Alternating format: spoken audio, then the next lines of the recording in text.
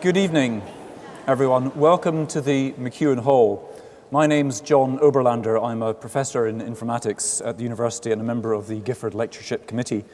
I'm standing in for Professor Sir Timothy O'Shea, who's the convener of the committee and the principal of the university. And he has in fact just arrived back in time to attend this meeting.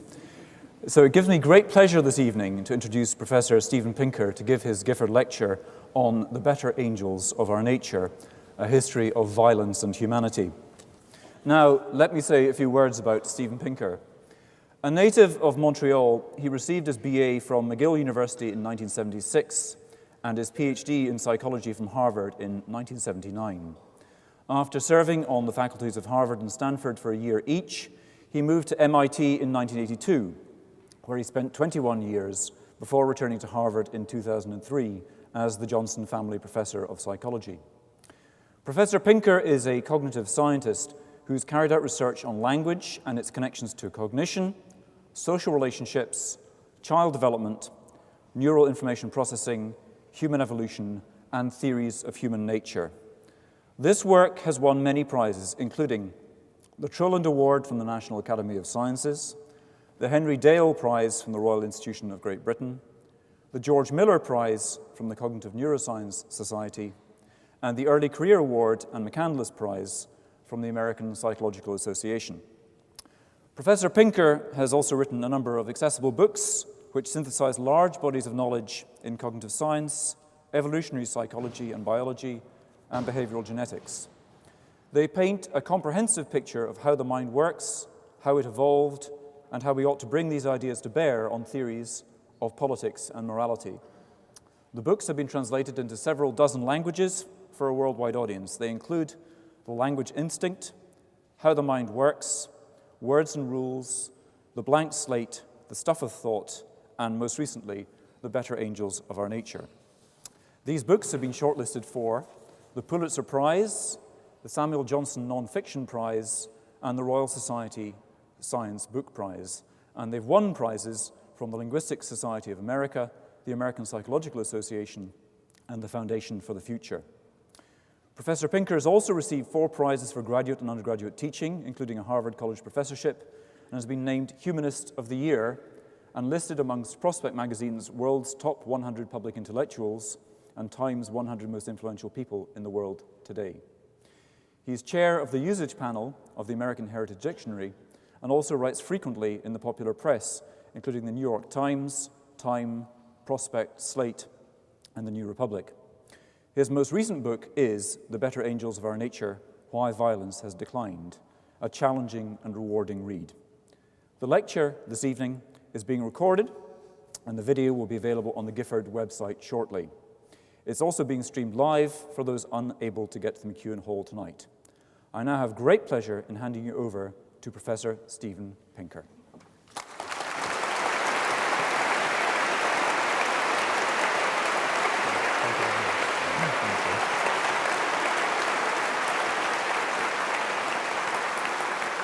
Thank you very much.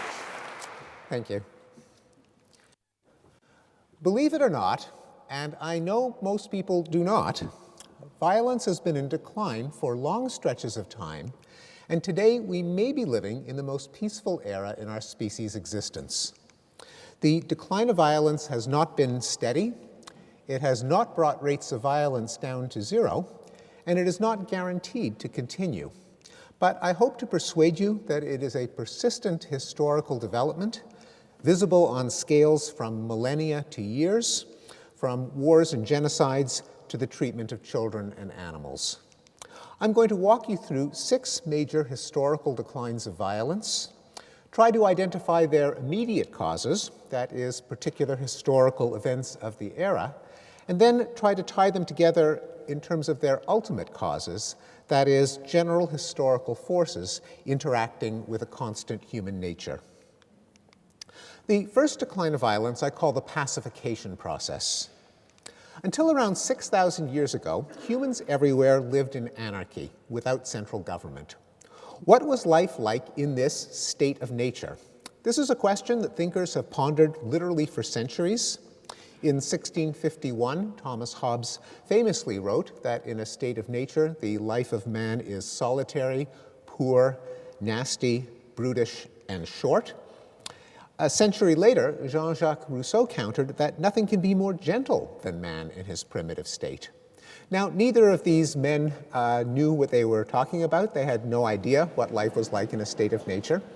But today we can do better because there are two sources of evidence on rates of violence in non-state societies. The first is forensic archaeology. You can think of this as CSI Paleolithic. Namely, what proportion of prehistoric skeletons have signs of violent trauma, like bashed-in skulls, decapitations, bones with arrowheads embedded in them, or mummies found with ropes around their necks. I've found 20 estimates from the archaeological literature, and as you can see, they span quite a range, but they average out to 15%. That is, 15% of prehistoric skeletons have signs of violent trauma. We can compare that figure to those of some more recent eras, such as the Europe and the United States in the 20th century, which underwent 2 world wars, whose rate of violent death was about 0.7%. If we aim for the largest credible estimate for the 20th century, aggregating the deaths from wars on the battlefield, the indirect deaths from starvation and disease in the wake of war, the man-made famines, the genocides, we can push the rate up to about 3%. And if we turn now to the 21st century, the bar is invisible. It is less than 1 pixel high for a rate of 0.03%. The second way of estimating rates of violence in non-state societies comes from ethnographic vital statistics. The wave of farming and civilization and government that swept over the world beginning around 6,000 years ago left a few pockets of the world still in a state of anarchy, that is, hunter-gatherer, hunter-horticulturalist, and other tribal societies. And ethnographers who've lived with them over long stretches of time have tabulated their rates of death from various causes, including warfare. I found 27 estimates from the ethnographic literature, and once again they span quite a range. Oops, I'm trying to get the software pointer to work here, which it is not working. Okay. I've plotted them on the conventional scale for measuring rates of violence, namely deaths per 100,000 people per year. And as you can see, as you can't see, but as I will tell you, they span quite a range. Let me try one more time. Control, left-click, mouse, not working. There we go. Okay. They span quite a range from 0 to almost 1,500 war deaths per 100,000 per year, but they average out to 524 war deaths per 100,000 per year. That is, 0.5% of the population dies in warfare every year. Is that a high or a low figure? Once again, let's compare it to figures for recent societies known for their violence, such as Germany in the 20th century with its 2 world wars, which comes out at a rate of 155. Russia in the 20th century, which had went through 2 world wars and a civil war with a rate of about 140. Japan in the 20th century, which fought a world war that ended in not 1 but 2 nuclear strikes with a rate of 27. United States in the 20th century, 2 world wars and at least half a dozen other foreign wars with a rate of 2.7. The largest credible estimate for the world as a whole in the 20th century, again aggregating deaths from war, genocide, and man-made famines, comes out at a rate of 60. And the world in the 21st century is represented by an invisible graph that's less than 1 pixel high. So not to put too fine a point on it, but when it comes to life in a state of nature, Hobbes was right, Rousseau was wrong. The immediate cause was the rise and expansion of states and empires, giving rise to the various paxes that history students learn about, the Pax Romana, Pax Islamica, Pax Hispanica, and so on. When a ruler consolidates control over a territory, one of the first things that he tries to do is to stamp out tribal raiding and feuding, not because these forms of tribal warfare hurt the interests of the citizens of the empire and that the emperor has a benevolent interest in their welfare, but rather because tribal raiding and feuding are a nuisance to the imperial overlords who just as soon keep the people alive to supply them with soldiers and taxes and slaves. So just as a farmer has an interest in preventing his livestock from killing each other, he has no interest in their disputes, and it's just a dead loss to him. The early kings and emperors tried to get rid of the tribal warfare that racked their kingdoms. The second decline of violence can be appreciated by examining this woodcut showing a day in the life in the Middle Ages. And the process that brought this mayhem under control has been called the civilizing process.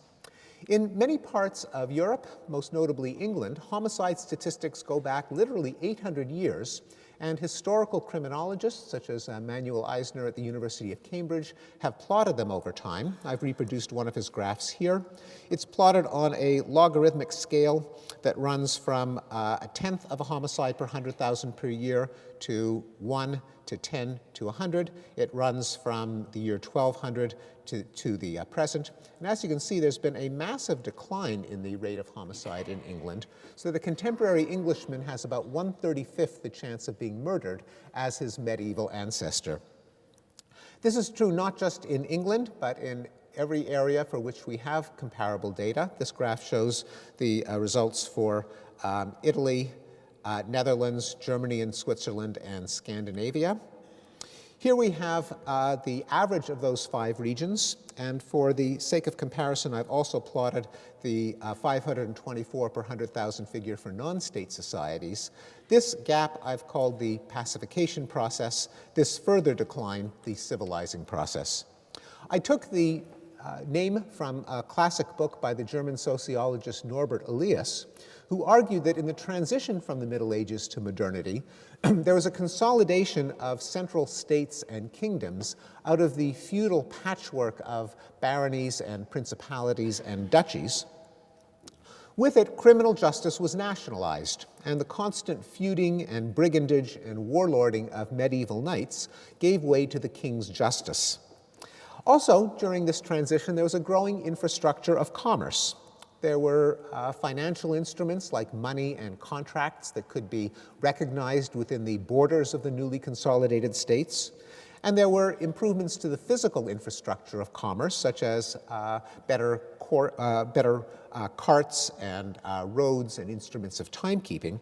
As a result, zero-sum plunder began to give way to positive-sum trade. And that's a theme that I'll return to at the end of the lecture.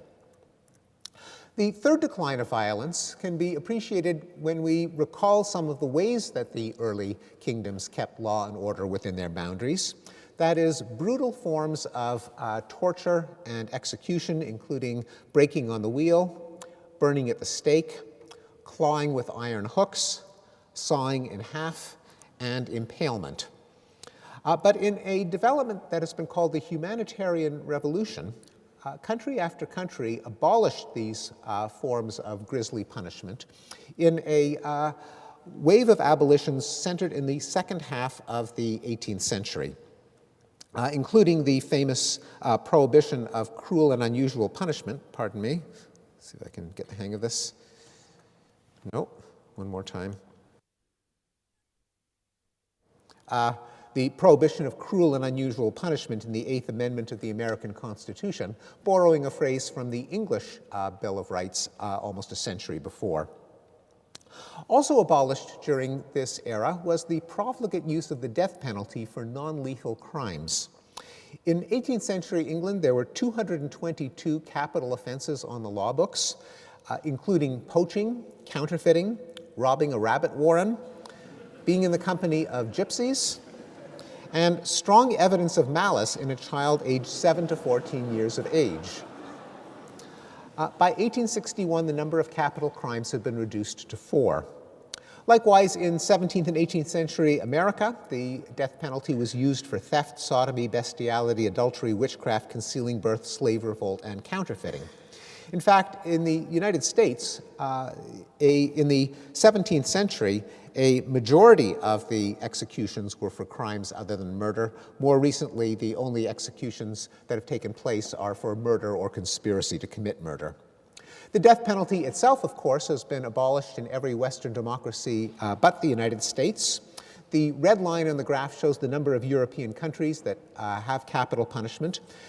It shows that from 1775 to the present, it shows that most of the abolitions actually took place in the second half of the 20th century. But the blue timeline, which shows the number of European countries that have actually executed people, shows that well before politicians got around to striking capital punishment from the law books, their countrymen had lost their taste for putting people to death. And on average, 50 years elapsed between the last actual execution in a European country and the time when it was stricken from the law books. Now, I mentioned that the United States is an exception to this trend, or more accurately, 33 of the 50 states are exceptions in still having capital punishment. But even in the United States, capital punishment is a shadow of its former self, as this graph, which plots the per capita rate of execution in the United States from 1625 to the present, shows. Nowadays in the United States, approximately 40 people are executed every year in a country that has more than 16,000 homicides every year. Also abolished during the Humanitarian Revolution were witch hunts, religious persecution, such as burning heretics at the stake, dueling among men of honor, blood sports, debtors' prisons, and most famously of all, slavery. Slavery used to be legal everywhere on earth. No one seemed to think there was anything particularly wrong with it. The Bible had no problem with slavery. Democratic Athens was a slaveholding society. But starting in the second half of the 18th century, a trickle of countries started to abolish slavery, which turned into a wave that eventually swept over the entire planet, culminating in 1980 when Mauritania became the last country on earth to abolish slavery as a legal institution, which means that for 30 years we've been living through the first time in history in which slavery has not been legal anywhere on earth. What were the immediate causes of the Humanitarian Revolution? One might guess that the main cause would be increasing affluence. The world got richer, people's lives became more pleasant, perhaps people put a higher value on their own lives and by extension on life in general. Unfortunately, the timing doesn't work because economic historians tell us that that for hundreds of years, there was pretty much no economic growth, no average improvement in the well-being of citizens. That it was only with the advent of the Industrial Revolution beginning in the 19th century that one saw any increase in standards of living. But most of the reforms that I refer to took place at least a century earlier in the 18th century. I think a more plausible antecedent cause was the rise of printing and literacy. This graph shows that there was a 25-fold increase in the economic efficiency of manufacturing a book prior to the 18th century, a kind of early version of Moore's Law. Here we see that this increase in efficiency was put into practice, and during the 18th century there was an exponential increase in the number of books published per decade in England. And for the first time in history, during the 18th century, a majority of Europeans could read those books. This is when literacy rose and stayed above the 50% level. Why should literacy matter? Well, there's another name for the era of the Humanitarian Revolution. We also call it the Enlightenment. I think citizens of Edinburgh in particular are aware of this development, since a lot of it took place here. It was the era in which knowledge began to replace superstition and ignorance. And it's not implausible that as a populace becomes more literate and better educated, they're less likely to believe in nonsense such as that Jews poison the wells, heretics go to hell, crop failures are caused by spells cast by witches, children are possessed by the devil, which has to be beaten out of them, Africans are brutish and fit only for slavery, and so on. As Voltaire said during this era, those who can make you believe absurdities can make you commit atrocities. Also, literacy is a technology of cosmopolitanism, of the mixing of peoples and ideas. And it's plausible that as people consume more fiction and drama and history and journalism, they start to inhabit other people's minds. They imagine what life is like among people unlike themselves, and conceivably that could expand their circle of empathy and decrease their taste for cruelty as a result of them being less likely to dehumanize people unlike themselves. That too is a theme that I'll return to at the end of the lecture. The fourth decline of violence has been called the long peace, and it speaks to the frequently made assertion that the 20th century was the most violent in history. However, no one who makes this claim ever looks at centuries other than the 20th, so this is an alleged trend based on one data point, and there are many reasons to doubt that it's true. Even if one looks only at the 19th century, which is often held to be a more peaceful era than the 20th century, one discovers episodes of mass bloodletting, such as the Napoleonic Wars, which killed 4 million people, the Taiping Rebellion in China, the most destructive civil war in history, which killed 20 million, the most lethal war in American history, namely the American Civil War, with 650,000 deaths. In Africa, the conquests of Shaka Zulu have been estimated to kill between 1 and 2 million people. Turning to South America, we find the most proportionally destructive interstate war in history, the War of the Triple Alliance, which killed 60% of the population of Paraguay, together with slave-raiding wars in Africa and imperial wars in Africa, Asia, and the South Pacific, where we can't even begin to estimate the death tolls. Also, while it is indisputably true that the Second World War was the most destructive war in history in terms of the absolute number of corpses that it created, it's not so clear that it was the most destructive event as a proportion of the population of the world at the time. Here I've adapted figures from a man named Matthew White, who calls himself an atrocitologist. And it comes from his list of the 100 worst things that people have ever done to each other. From the year 500 BC to the present. I've plotted them again on a logarithmic scale, but I've divided them by the proportion of expressed them as a proportion of the population of the world at the time. And as you can see, history's worst atrocities are pretty evenly sprinkled over 2,500 years of human history. World War II only comes in at 9th place, and World War I doesn't even make the top 10. Now, there is a funneling down of the data cloud as you get closer to the present. Presumably, this does not mean that in ancient times they only committed really big atrocities, and more recently we've also been committing medium-sized and small-sized atrocities.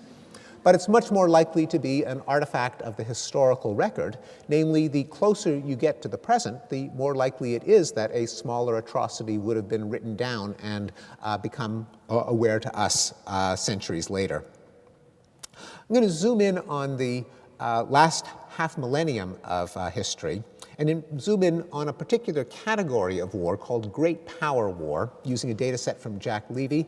These are wars that embroil the 800-pound gorillas of the day, the states and empires that can project military force outside their own borders, and whose wars, first of all, are unlikely to have been missed by any of the historians of the day, and second of all, account for a majority of deaths from all wars combined.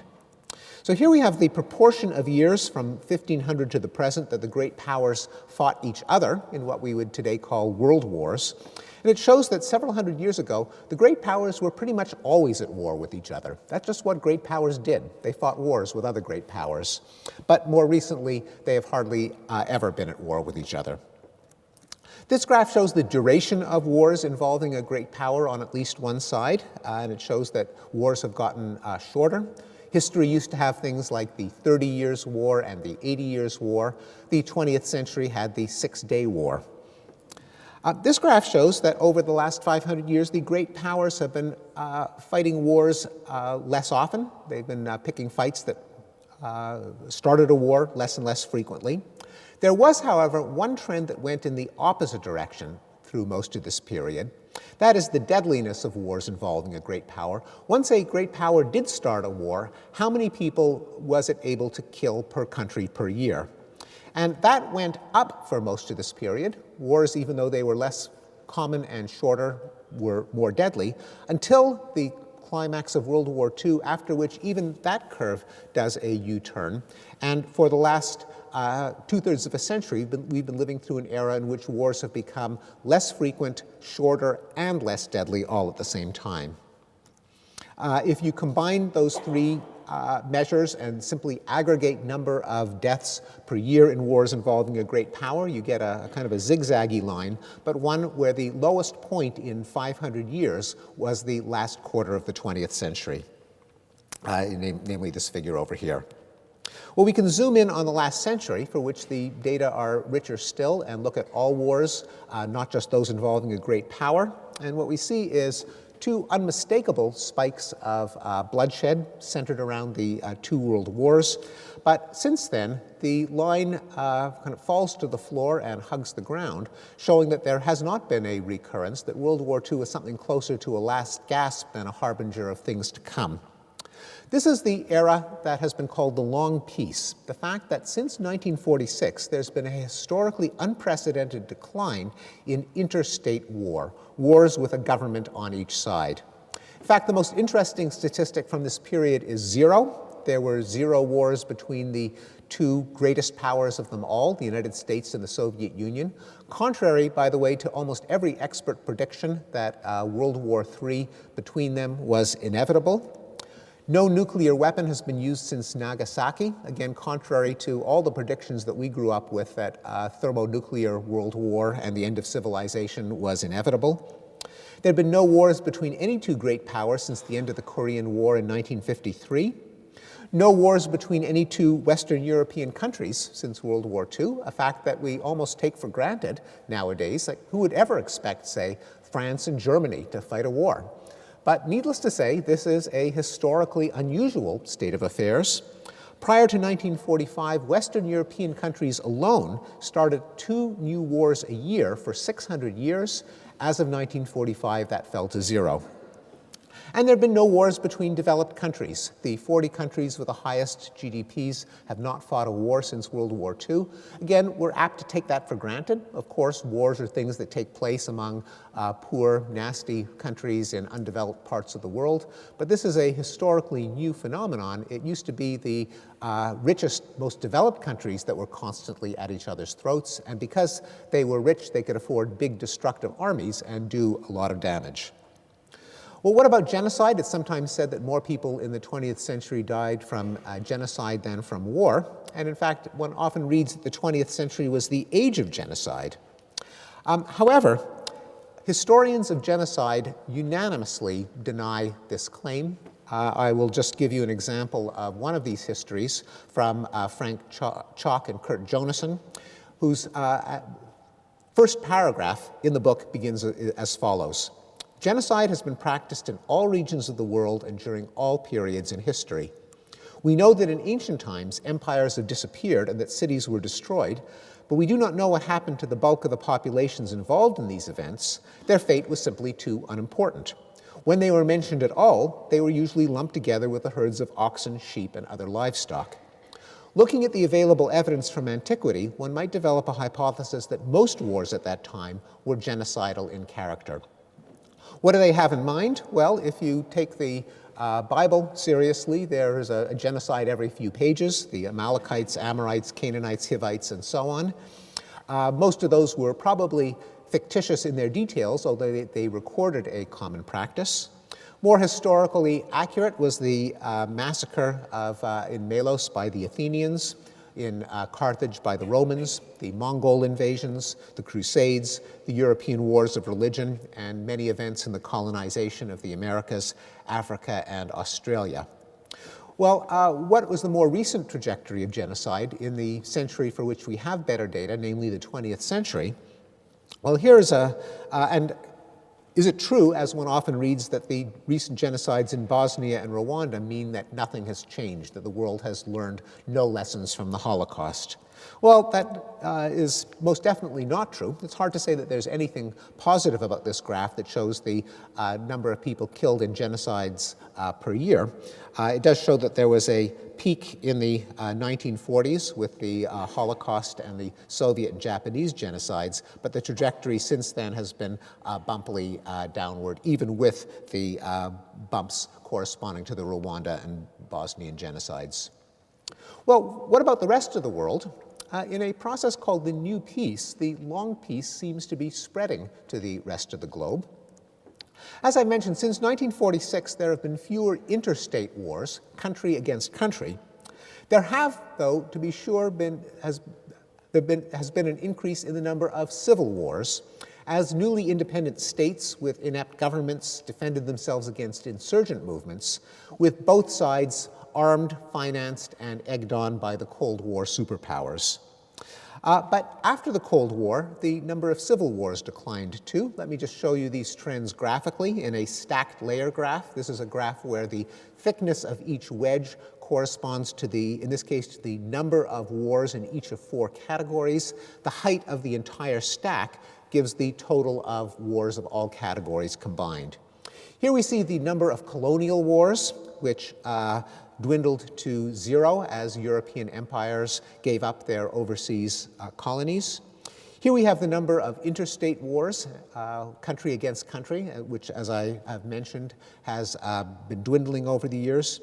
Here we see the increase in the number of civil wars, both pure civil wars fought within one country and internationalized civil wars, that is, a civil war where some third party butts in, usually on the side of the government.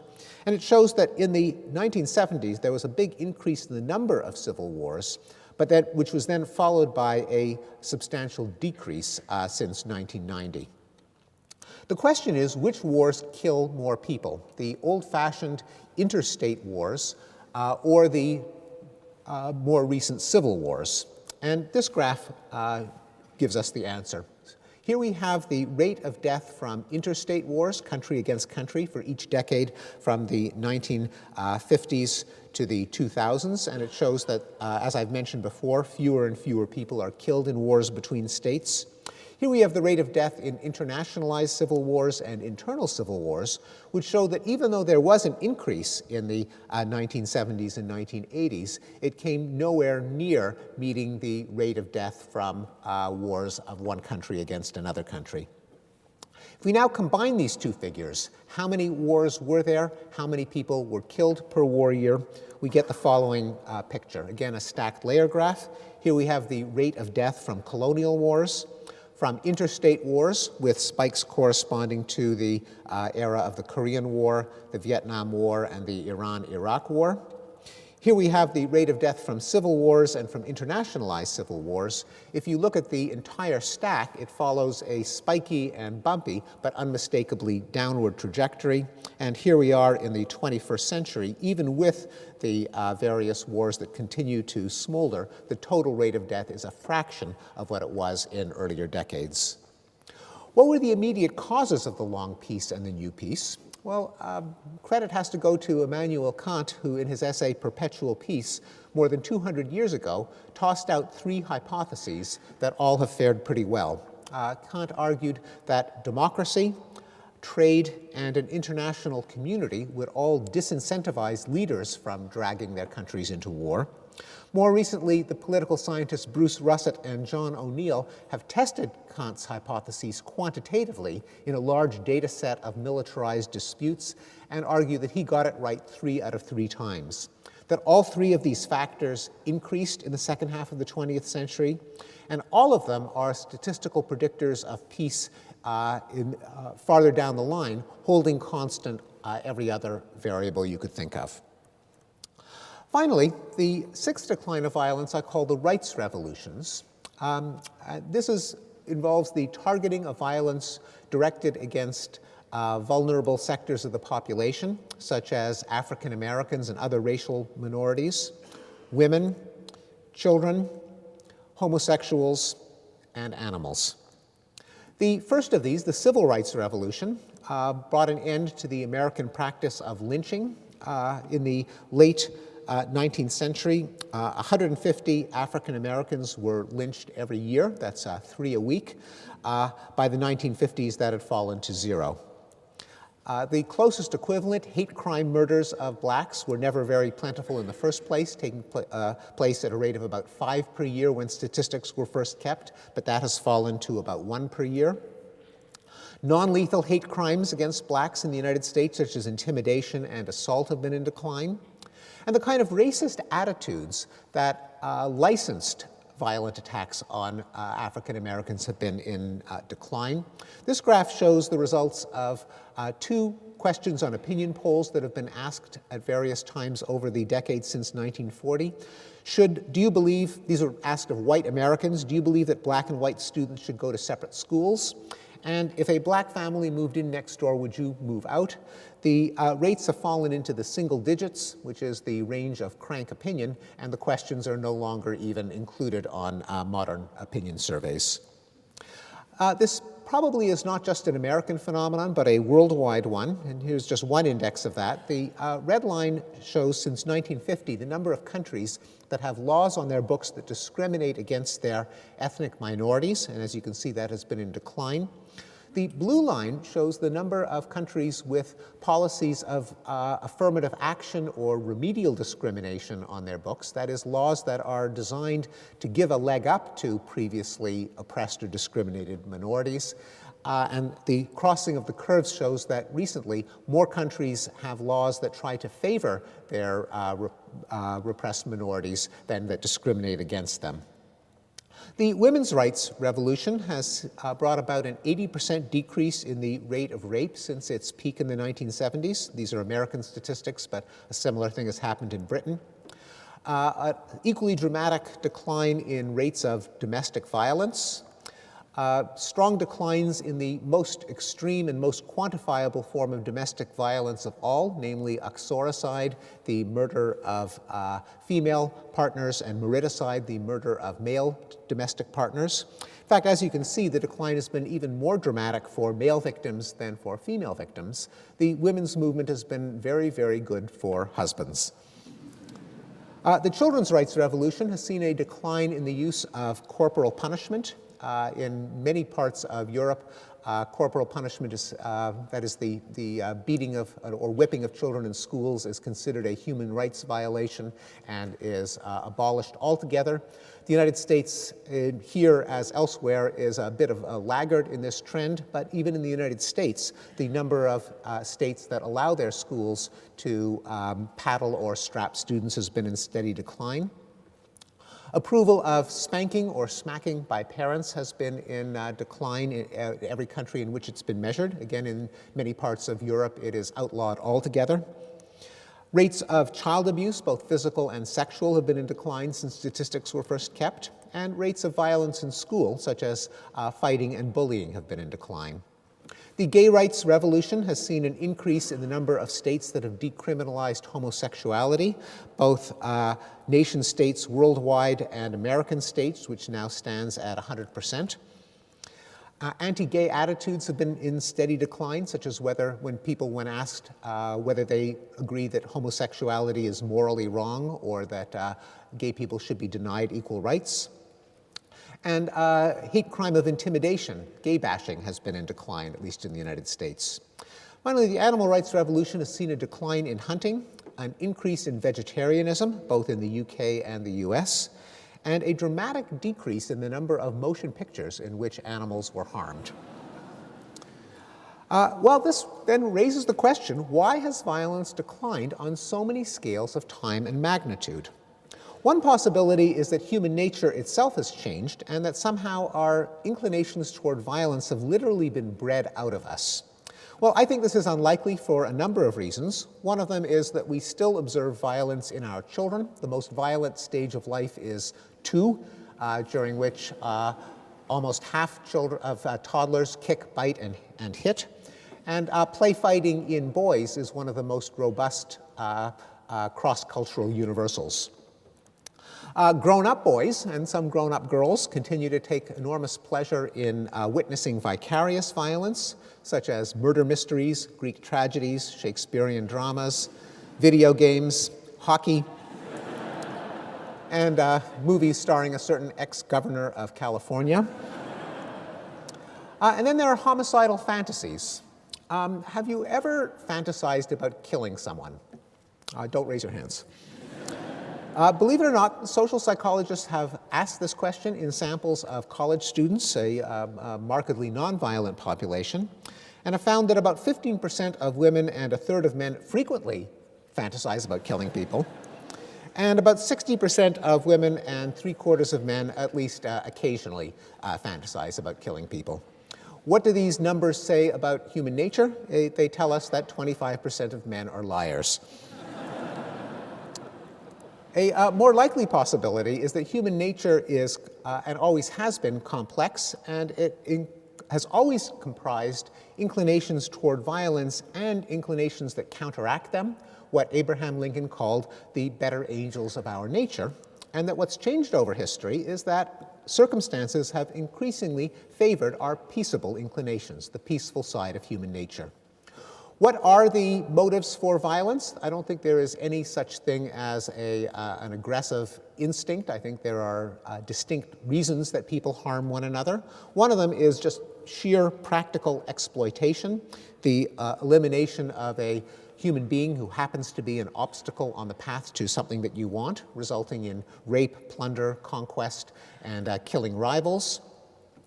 There's a very different motive of dominance, the urge among individuals to climb the pecking order and become alpha male, and a corresponding urge among groups for supremacy, either ethnic, racial, national, or religious.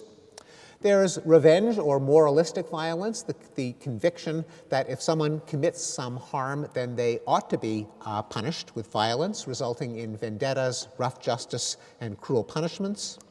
And then there are utopian ideologies, militant religions, nationalism, Nazism, and communism, which often unleash vast amounts of violence by a kind of pernicious cost-benefit analysis.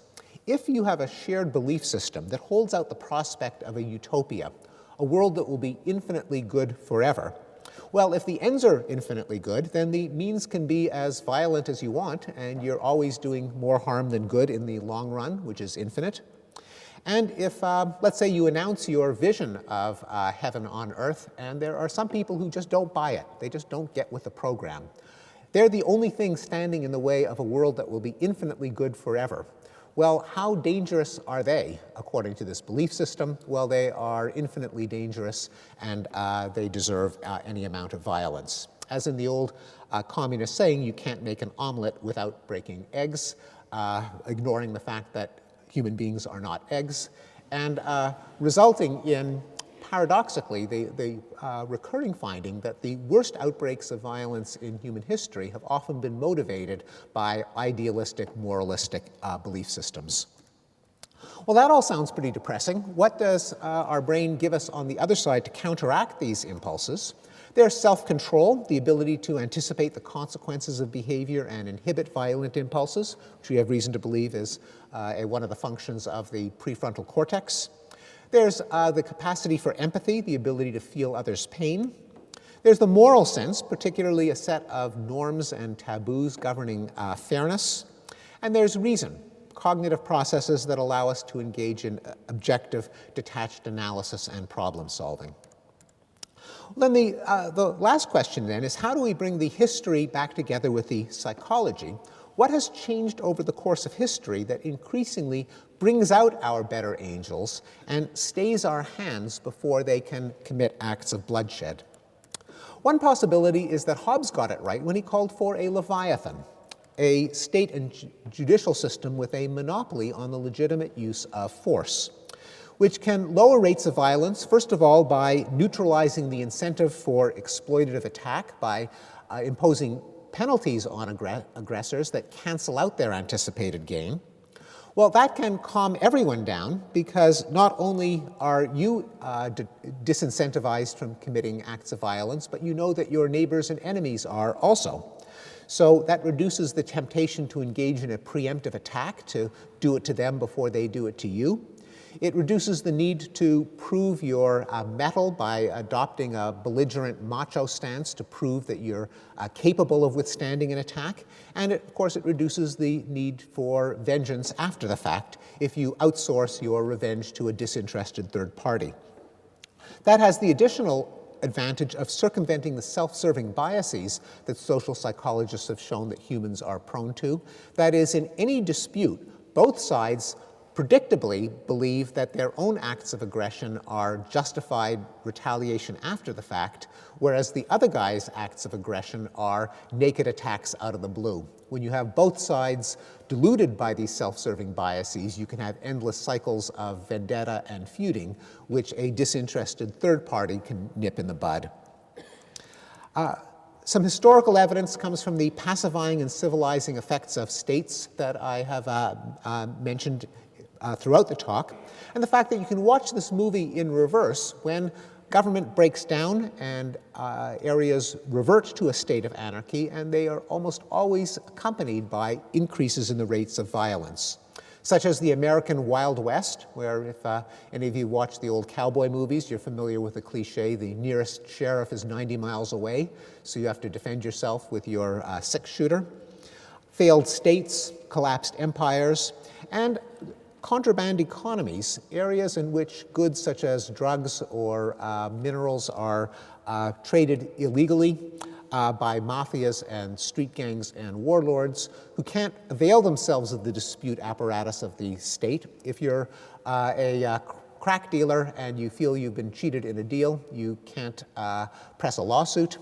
If the other guy threatens you, you can't dial the police for protection. Your only source of protection is the credible threat of violence. A second possibility is the Enlightenment doctrine of gentle commerce. There's a statue in this city of one of the men who are responsible for this idea. The idea is that plunder is a zero-sum game. The aggressor's gain is the victim's loss, but trade is a positive-sum game, one in which everybody wins. And as over the course of history, improvements in technology have allowed goods and ideas to be traded over longer distances among larger groups of people and at lower cost, it becomes cheaper to buy things than to steal them, and other people become more valuable to you alive than dead. Some historical evidence comes from a number of statistical analyses showing that countries with open economies and a greater dependence on international trade get embroiled in fewer wars, are riven by fewer civil wars, and host fewer genocides. A third hypothesis is the expanding circle. That's the term given to it by the philosopher Peter Singer, but the idea goes back to Charles Darwin. Namely, humans seem to be equipped with a capacity for empathy. Unfortunately, by default, we only deploy that capacity when it comes to our close friends, our blood relatives, and cute little baby animals. But over the course of history, the circle of empathy has expanded to embrace the village, the clan, the tribe, the nation, other races, both sexes, children, and perhaps eventually other species. Well, this raises the question of what expanded the circle, and it's plausible that the technologies of cosmopolitanism deserve the credit. The increase in affordable travel, history, consumption of literature, drama, and journalism. And indeed, there's some experimental evidence behind it, namely that if you expose people to other people's experience by having them read or listen to first-person accounts of what it's like to be that person, then the audience becomes more sympathetic to that individual and also more sympathetic to the category of people that that individual represents. A bit of historical evidence is that eras of humanitarian reform and liberalization are often preceded by new technologies for spreading ideas and sharing experiences. In the 18th century, as I've mentioned, the humanitarian revolution was preceded by the so-called Republic of Letters, the expansion of written discourse. In the 20th century, the long peace and the rights revolutions took place in the era of Marshall McLuhan's so-called electronic global village, the rise of television and satellite transmission. The 21st century, the two great liberalizations, namely the color revolutions and the Arab Spring, as many commentators have pointed out, were facilitated by the rise of the internet and social media. Finally, there's the escalator of reason, the possibility that the historical expansion of literacy, education, and public discourse have, in general, encouraged people to think more abstractly and more universally. They rise above their parochial vantage point, which makes it harder to privilege your own interests just because you're you and someone else isn't. People can step back and recognize the futility of cycles of violence and increasingly see violence as a problem to be solved rather than as a contest to be won. Some historical evidence comes from the little appreciated fact that abstract reasoning abilities, as measured by IQ and other tests, have increased over the course of the 20th century. The so-called Flynn effect, shown in this graph, by which IQ scores have risen by about 3 points per decade throughout the 20th century. Combined with studies by your own Ian Deary and others that people and societies with higher levels of education and measured intelligence on average commit fewer violent crimes, cooperate more in experimental games, have more classically liberal attitudes such as opposition to xenophobia, homophobia, and racism, and measured society-wide are more receptive to democracy 10 years down the line, holding all other confounding factors constant. Well, the final question that I will address is why, if there are these four forces that have brought violence down, why should they be aligned and push in the same direction? Now, I don't believe that there is any mystical arc of history or historical dialectic or omega point of perfect peace and cooperation. Rather, I think that the historical forces have been aligned in this direction because violence is what game theorists call a social dilemma. Namely, it's always tempting to an aggressor to exploit a victim, but the harm done to the victim is much greater than the gain that accrues to the aggressor. Since over the long term, aggressors can become victims and vice versa, everyone would objectively be better off if everyone agreed to abjure violence. The dilemma is, how do you get the other guy to refrain from violence at the same time as you do? Because if you beat your swords into plowshares, but the other guy keeps his swords as swords, then you can find yourself at the wrong end of an invading army, for example.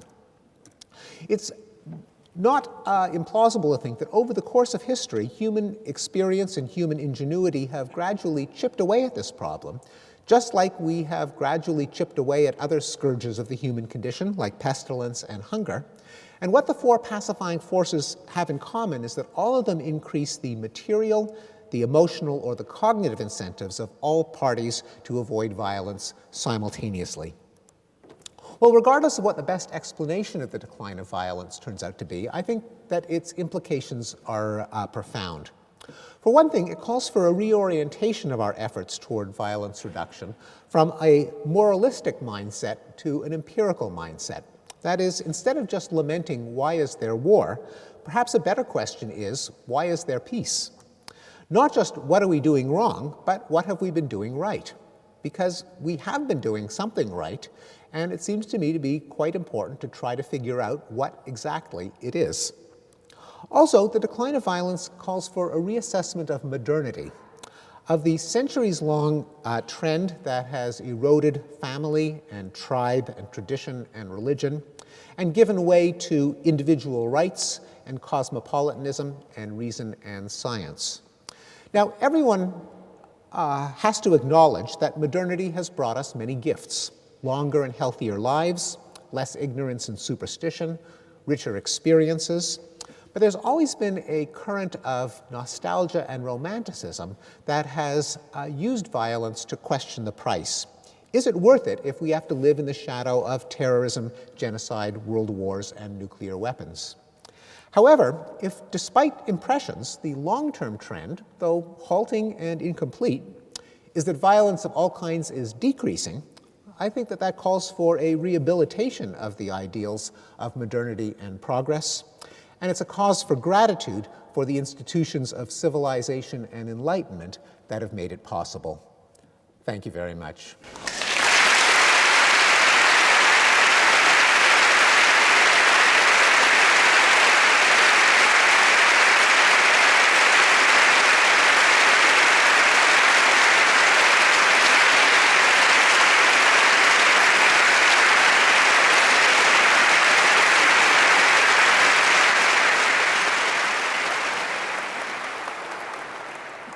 Thank you, Professor Pinker.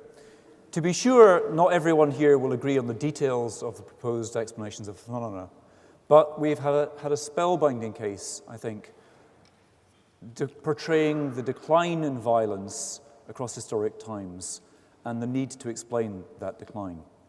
As you said in your book, careful, if that's not progress, I don't know what is. Professor Pinker will now be taking questions, and I believe there are 2 roving microphones which our servitors have to hand. If anybody on the balcony would like to ask a question, then you're going to have to come down to the ground floor to do so. And it's very important, if you do ask a question, that you wait until you get a microphone. So I'm going to hand over now to Professor Pinker to field questions if people have got them. So please raise a hand if you'd like to ask one.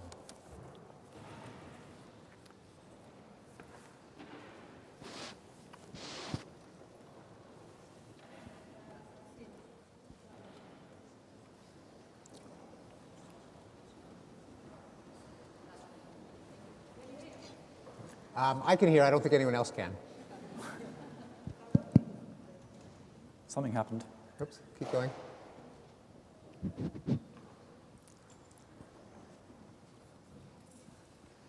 It's got light on. That's a very encouraging picture that you paint. I have a couple of brief questions. One is when you talk about the role of literacy and so on in education, reducing superstition and ignorance. I think I would have been very interested to see what you had to say about the relationship to fear, the reduction of fear as a component of this. And the second thing is, I am acutely aware that you make no reference whatsoever to self-violence as part of the picture of violence. What has been happening most noticeably, obviously, to instances of suicide, but other forms in which people attack themselves. It would be a very interesting comparable pattern. Yes. So you're right that often the emotion of fear does not track the statistics of actual risk. And cognitive psychologists have spent a lot of time, Daniel Kahneman being one of the most famous of them, in exploring the psychology of fear. Fear tends to be driven, needless to say, not by statistics on crime, but by vivid, imaginable events. And as the media become more effective at reporting them, our sense of danger increases, even if as the likelihood of any of us becoming a victim of crime can decrease. If you combine media coverage with the explicit tactic to generate fear, you can get some dramatic events that cause massive waves of fear, even though the risk to an individual is trifling. And of course, we have names for that strategy. We call it terrorism. As the word terror itself makes clear, terrorism is a way of leveraging a very small amount of violence to produce a massive amount of fear by targeting innocent victims as they lead their lives for no apparent purpose other than generating publicity. I think that rampage killings, such as the school shootings that have taken place, famously in the United States, but elsewhere, are also ways of by which desperate losers can become a somebody in one of the few ways that are guaranteed to achieve fame, namely kill innocent people. So even though the likelihood of dying in a rampage shooting or a terrorist act is dwarfed by just about any other category of violence or category of death, such as collision with a deer on the highway, nonetheless our subjective sense of fear can be manipulated by these highly newsworthy events. The other question is on self-harm, like suicide. There, we don't have statistics that go back very far because suicide was often a shameful act. It was concealed. It was distorted. So I don't know if there were higher rates of suicide in the Middle Ages than there are today. Since the 80s, rates of suicide have gone down, but I don't know of good data from before the 80s. Suicide is also a different category because it's by definition a voluntary act. So it's not even though obviously every suicide is deplorable, it is, I think, a different category than forms of violence where one person inflicts harm on someone else who didn't ask for it. Okay, next question.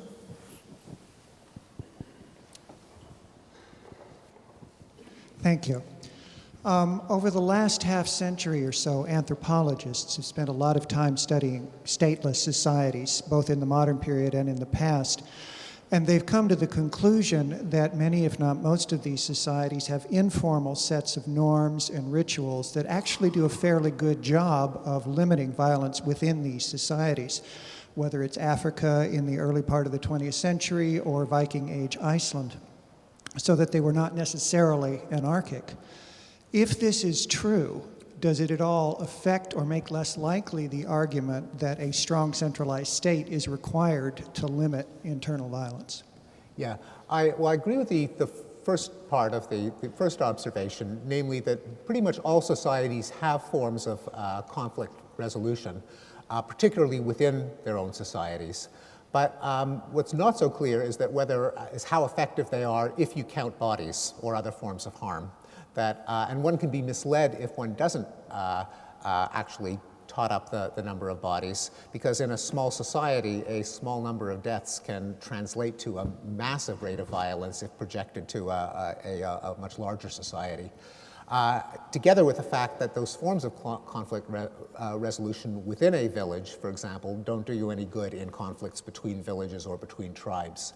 In every non-state, well, I shouldn't say in every, because I plotted a range of statistics that include 0 at the low end, but on average, non-state societies, even with their conflict resolution measures, which they do have, still suffer rates of violence that are far higher than those of modern societies. So I think the methods exist, but they don't work as well as modern ones do.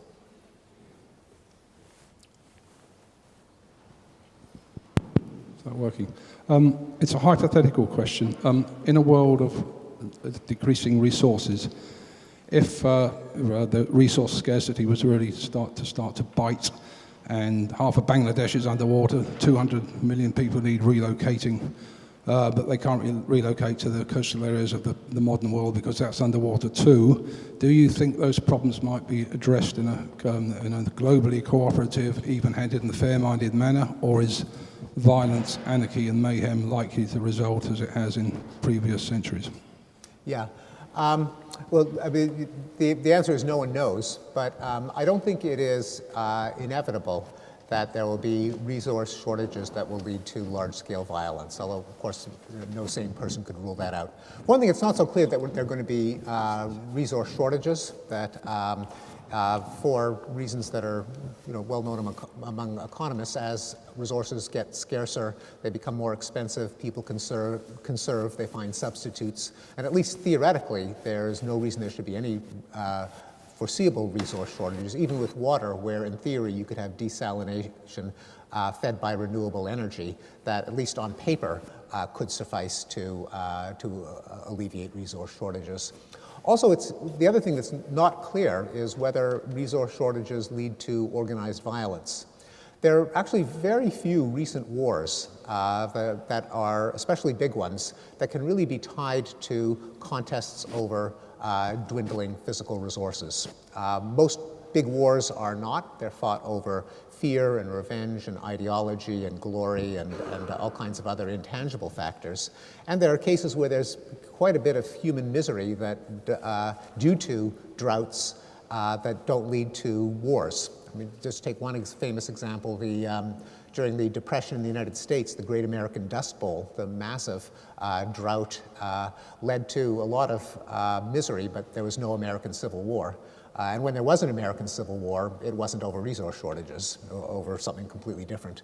Statistical studies that try to measure climate stress and resource shortages at time 1 and see if they correlate with an elevated rate of civil war at time 2.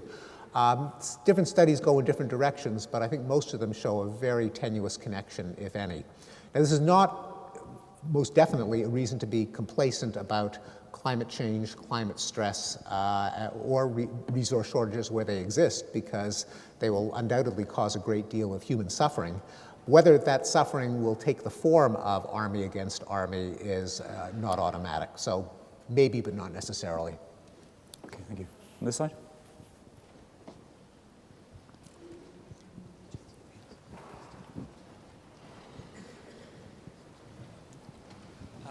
Going back to the state centrality, as it's clear from your book and your thesis, in legal philosophy and political theory, we witness nowadays the demise of the state, especially on the global level.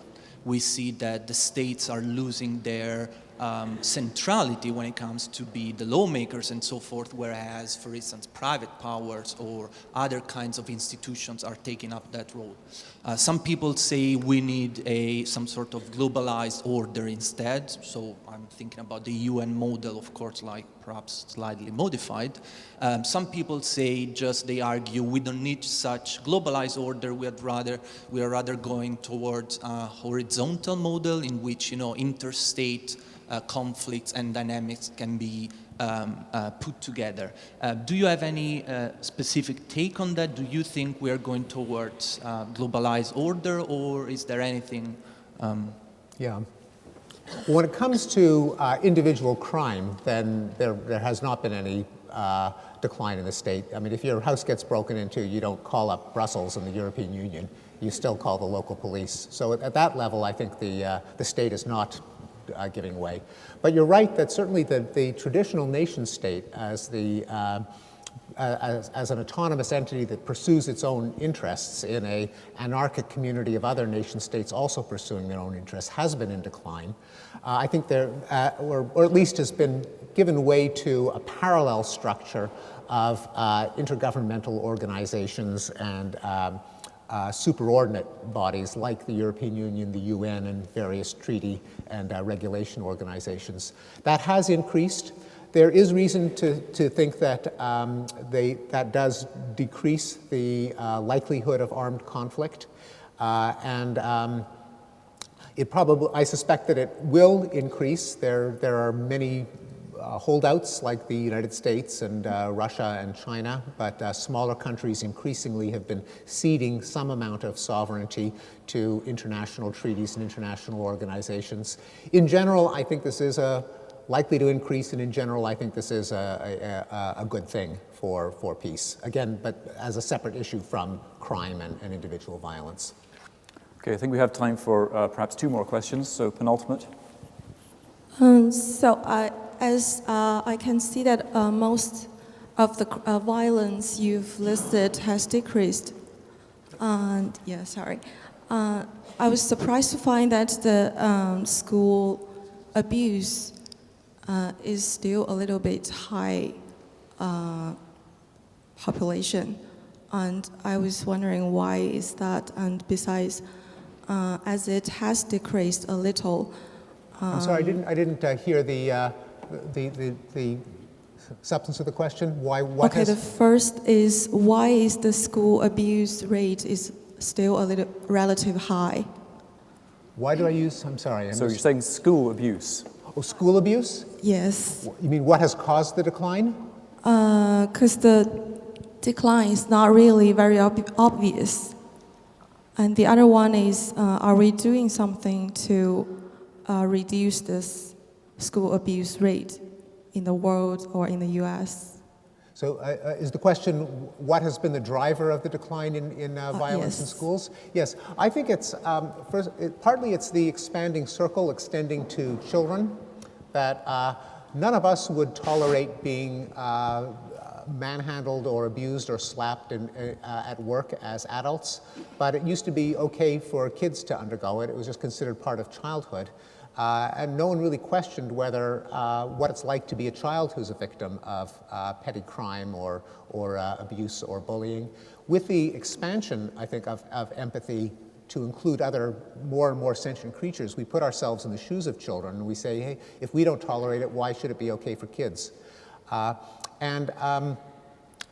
More proximately, teachers and parents and school boards have been sensitized to the problem of bullying and kids victimizing other kids and have intervened. I mean, it doesn't really take that much for a big, strong grown-up to get between two squabbling kids if the grown-up believes that those kids shouldn't be beating each other up. But in an era in which boys will be boys, if we don't allow kids to be bullied, then our boys will grow up to be sissies and wimps and Nancy boys. Then adults didn't intervene. Now they do intervene. So I think that's the immediate cause. Okay, so fourth row from the back, third in is the final question. You, sir. Thank you very much. My question is going back to the motivations for violence, which we had talked about were domination and exploitation particularly. It's just the two of these can also be manifested in non-violent methods such as exploitative trade relations or asymmetries of political power in democratic institutions, for instance, and exploitative trade of developing nations and other such instances that still pervade. My question is it true that it is really a better nature of our angels that are getting the best of us, to quote the title, or is it just that we have found subtler and less violent, albeit more pernicious ways of articulating these same natures, which in which the same asymmetries of power can come into play? Yeah. For one thing, I think if there are asymmetries of power that are manifested economically rather than by violence, that itself is a good thing. That it's, even if you're cheating someone in a deal, it's better than killing them. So even if that were the trade-off, I think it would be a beneficial advance. But it's not so clear that there has been an increase in economic exploitation. If you look at economic relations among countries in decades, to say nothing of centuries before the present, it's not as if there was a lot of fair-minded exchange going on in the past from which we now suffer from a decline. I mean, I'll just mention, opium wars would be, pretty obvious 19th century example. And, I don't see any evidence that it's worse now than it was in the past. And of course, data show that worldwide, people on average worldwide are more affluent than they used to be. And that it's countries that are most open to global trade that are the most affluent among them. And so, on average, trade couldn't be so exploitative that countries that engage in it end up worse off if they end up better off. And even if they did, it's better than being, invaded and annihilated. That's a very positive note to end on, I think. Thank you all very much for your attention and your questions. I'm afraid that's all the time we have for questions this evening. Two final items of business, books and thanks. On the subject of books, there are some books over there, and Professor Pinker will be available to sign copies of his book. Those who would like him to sign a copy should form a queue paradoxically to my right. And on the subject of books, those who don't want to have a book signed are going to be free to leave in just a moment. So the final item of business is a vote of thanks. I'd like to invite Professor Sir Timothy O'Shea to come forward to move our vote of thanks. As chairman of the Gifford Committee, it's just an enormous pleasure to propose a vote of thanks to Professor Stephen Pinker. As we were coming down to the hall, Steve observed to me that the Edinburgh Gifford Lectures set an extremely high bar. It is a high bar. We want a distinguished public intellectual. We want some natural theology. And I remember when we were considering inviting Noam Chomsky, we debated whether or not he was a natural theologian, and we felt he met that bar, and you clearly do. Also, and also, this being Edinburgh, we'd like a bit of Edinburgh. And we had some fabulous Edinburgh, good reference to the Enlightenment thinkers, nice reference to Charles Darwin, wonderful reference to Ian Deary. So we got the Edinburgh there. And you are a natural theologian in that what was very clear through the lecture was tremendous moral purpose. The moral side of the argument was very, very clear. And then, as a public intellectual, I think this was absolutely outstanding. And I particularly signal this to PhD students in the audience. One of the key things was the clarity of language. I mean, Steve is known for taking on extremely difficult ideas, domains like language, like this particular domain. But the language we had simple, short English sentences. When you're writing your PhD, please remember you can be one of the most distinguished people on the planet, and you can still use short sentences with single verbs. The second was, and I think it is absolutely vital, particularly dealing with very dark and demanding matters, the use of humour. The humour carried us along. There were a lot of light touches. That was very, very helpful. But then overwhelmingly, and in the University of Edinburgh's history as an Enlightenment institution, the very careful use of evidence. Everything you said was evidenced. For me, this has been one of the most superb Gifford lectures I have had the privilege to hear, and it is just an enormous pleasure to invite the audience to thank you again.